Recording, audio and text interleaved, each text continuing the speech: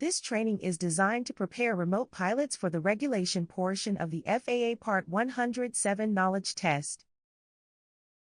In the U.S., drone operations are governed by two federal regulations, 14 Code of Federal Regulations Part 48 and Part 107. Both are enforced by the Federal Aviation Administration, or FAA. U.S. 14 CFR Part 48 covers basic drone registration and marking for all small drones, under 55 pounds, whether flown recreationally or commercially. While Part 107 details the operational rules for commercial or non-hobby flights, requiring a remote pilot certificate, and also mandates that the drone be registered under Part 48 first. Think of Part 48 as what needs to be registered and Part 107 as how you can operate commercially. This video will primarily focus on Part 107.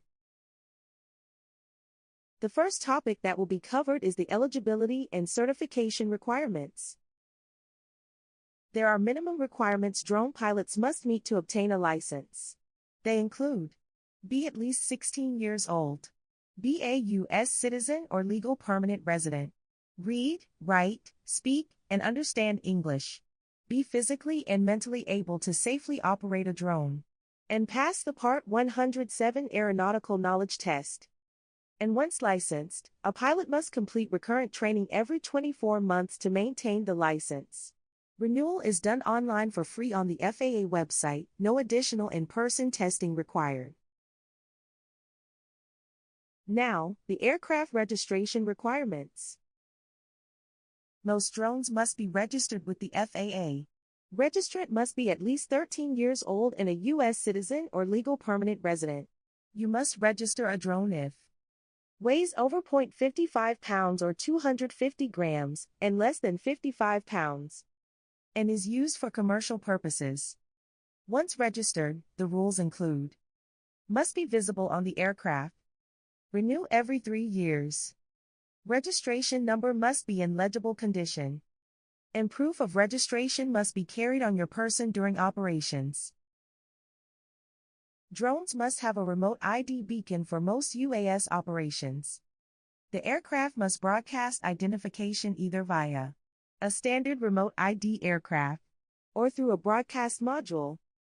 Drone Remote ID is an FAA-mandated system that functions like a digital license plate, broadcasting drone identification, location, and control station info via Bluetooth or Wi-Fi. For older drones, attachable broadcast modules can be used to comply with regulations, allowing operators to retrofit existing aircraft rather than buying new ones. As a drone pilot, it is critical that operational limitations are known. When it comes to drone operations altitude, the first thing that must be understood is AGL and MSL. AGL, or above the ground, measures altitude from the ground and above. And MSL, or mean sea level, measures altitude from the top of the ocean and above. So, if you are on top of a 2,000-foot high mountain overlooking the ocean, you would be at 2,000 feet MSL and 0 feet AGL. The maximum altitude for drone operations is 400 feet AGL. A remote pilot cannot fly higher than 400 feet AGL unless flying within a 400 feet radius of a structure and does not fly higher than 400 feet above the structure's uppermost limit. The maximum flight speed of a drone is 100 miles per hour or 87 knots. For the exam, it is important to remember these two numbers. You will likely see a question that includes 87 miles per hour as an option, but remember that it is 87 knots. The minimum visibility to be able to fly a drone is 3 statute miles. A statute mile is a standard mile equaling 5,280 feet or 1,760 yards. This requires a pilot to observe the current conditions through weather reports and general observations. As for cloud clearance, a drone must stay 500 feet below the clouds and stay 2,000 feet away horizontally from clouds. This helps prevent incidental collisions with other aircraft due to lack of visibility. Drones are more maneuverable than most other aircraft, and therefore must yield the right of way when other aircraft is in the area. A drone pilot must avoid all potential hazards. See and avoid by scanning the sky in small intervals not more than 10 degrees, to efficiently cover the entire area. This is a more effective method of actually seeing what's there, versus just looking. As a drone pilot, you must yield to manned aircraft, hot air balloons, helicopters, medical flights, and any aircraft without collision avoidance ability. For safety reasons, there are restrictions on flying drones depending on the time of day and the amount of natural light available. Daytime operations are allowed without restriction. Civil twilight is the time that is, 30 minutes before sunrise, and 30 minutes after sunset. When operating during civil twilight hours, anti-collision strobe lights that are visible for 3 or more miles is required. Night operations are allowed if the drone has anti-collision lighting, and you complete FAA recurrent night training, which has been a requirement since 2021. Some drone operations will be accomplished by a crew rather than a single operator. Next, the remote pilot and crew responsibilities will be introduced.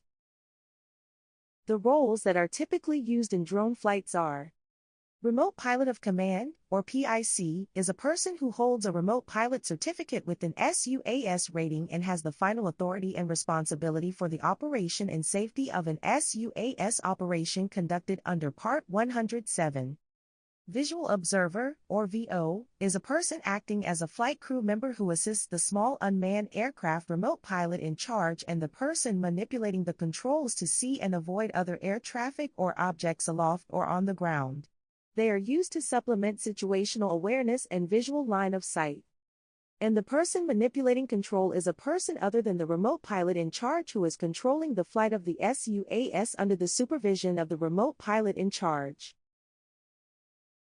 Effective Crew Resource Management, or CRM, is crucial for safety and effective drone flights. CRM requires good communication, encourages all team members, regardless of position, to voice concerns or potential safety risks or other issues to the remote pilot in command.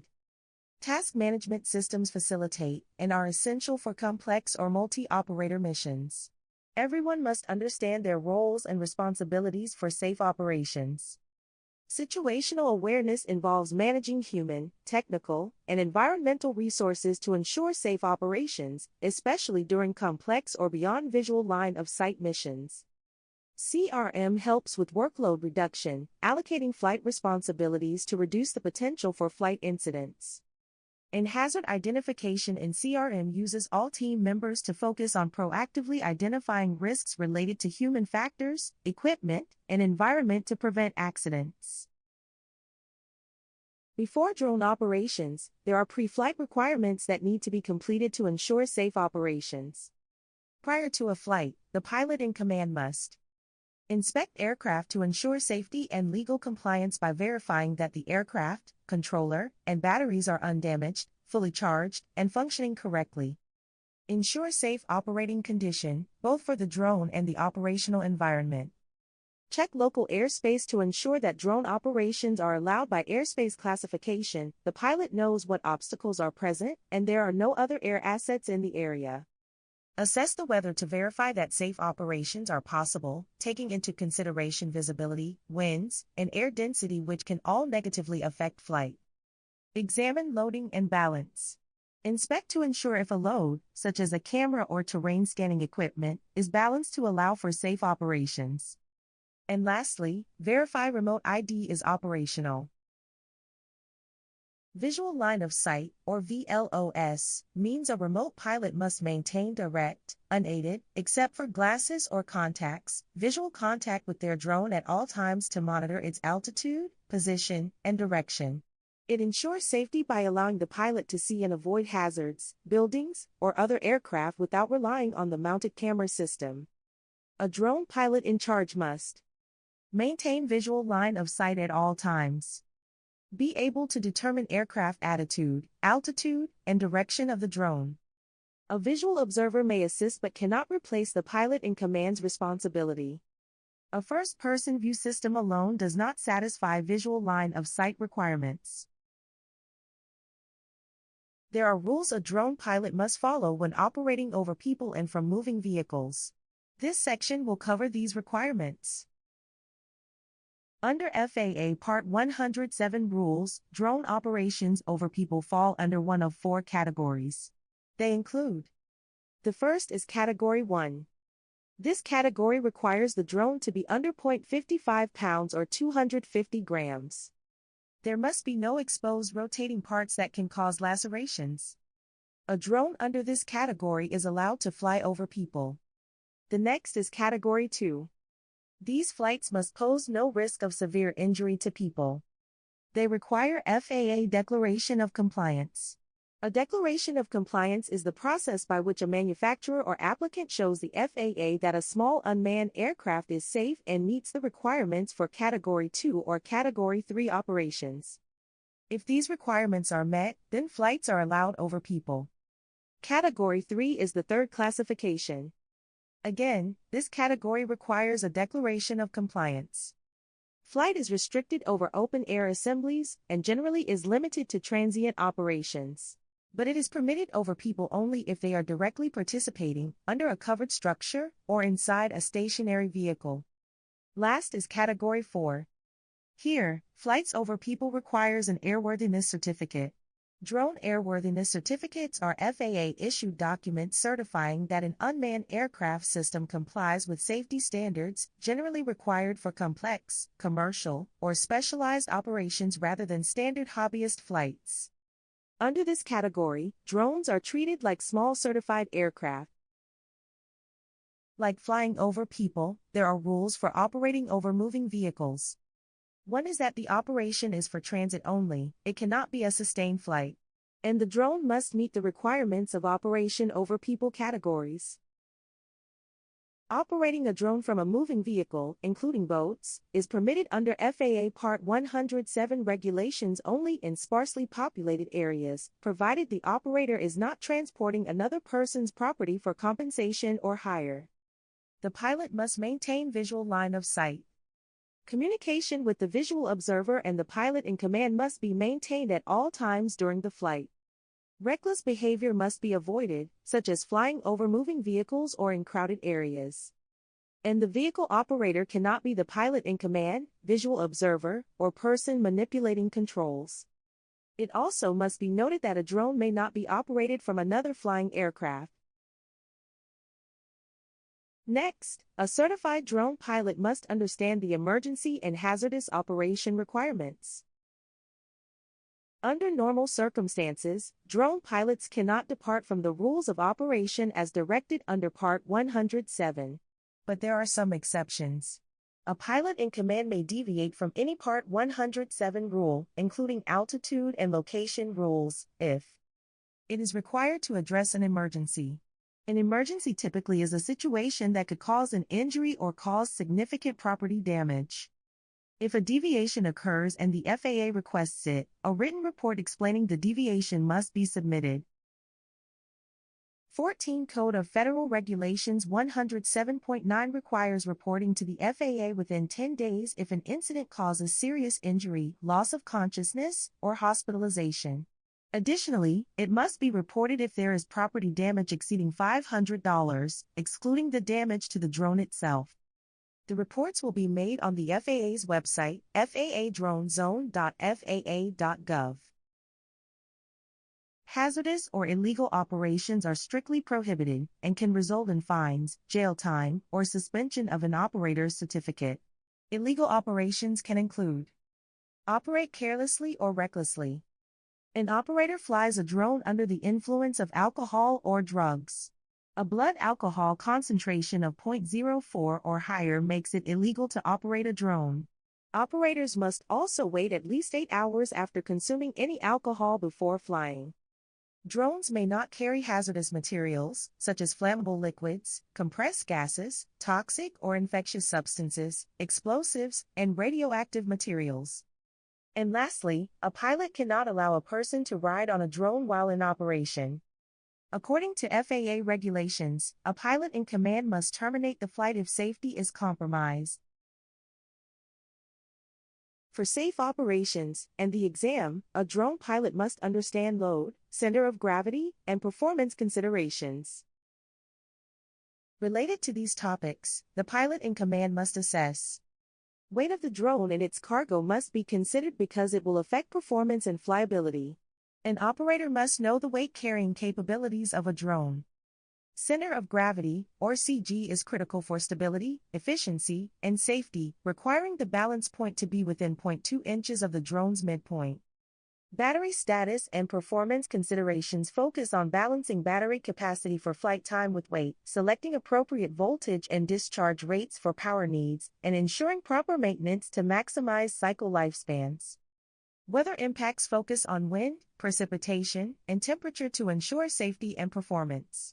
For more information, you can learn more in the FSTG Part 107 video on weather.